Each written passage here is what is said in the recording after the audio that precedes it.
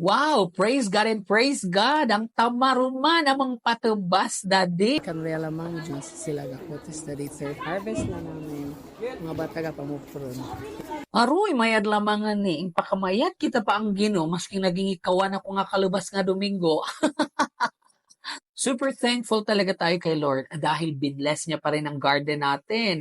Maski dato nga kalubas talagang grabe akong pangasilang talaga. Yung pabulog ko sa mga bata. Sabi ko, ubusin. At meron tayong best practice na na-share at meron din silang natutunan. Sa muroda, dingi kananda, beken para ka natin ng kaketel-ketel talamang kung kita ga-harvest. Dito sa kanila, bubunutin nila ang buong puno kaya walang matitira.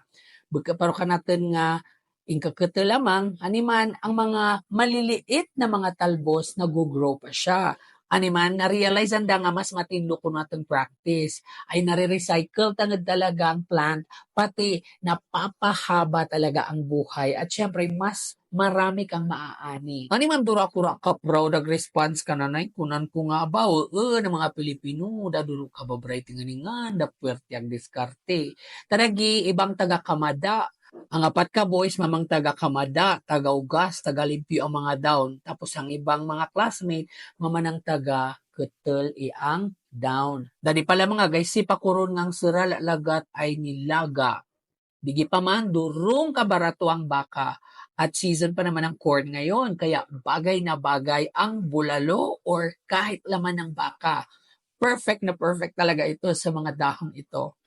Nakita niyo naman kung gaano ka-happy ang mga bagets. Harasan na talaga pakialam, maski nga lugmukan da ng mga lambong. At syempre, tuwang-tuwa din niya ng mga parents nila. Babakalunan da pa dyang pechay nga dya. Diyan masking pasamuro talagang marabol nga tipidin kananda. Lipang mga bata digi, hindi sila maaarte sa pagkain at sanay na sanay silang kumain ng gulay. Meron din pala kaming mga iilang learners na pinapakain namin tuwing lunch. Ay nang iba ka ng mga gurang-gurang. Agay star lamang sa ng mga kamag-anak.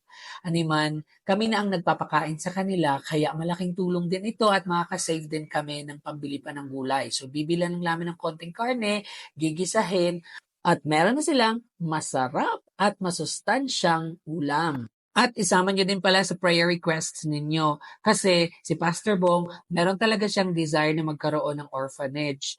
Kaya ipag-pray natin na ma-approve ang permit na kukunin natin from the government at provision ng Panginoon para makapag-rent tayo ng building to house these orphans. Para naman mas maalagaan natin sila, makakain ng masarap at makatulog ng maayos. So yan ha, isama ninyo sa inyong mga prayer lists.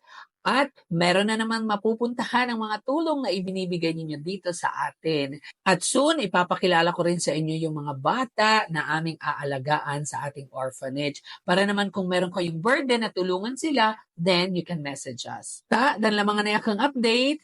See you soon. If not here on earth, see you then in heaven. God bless and Belu!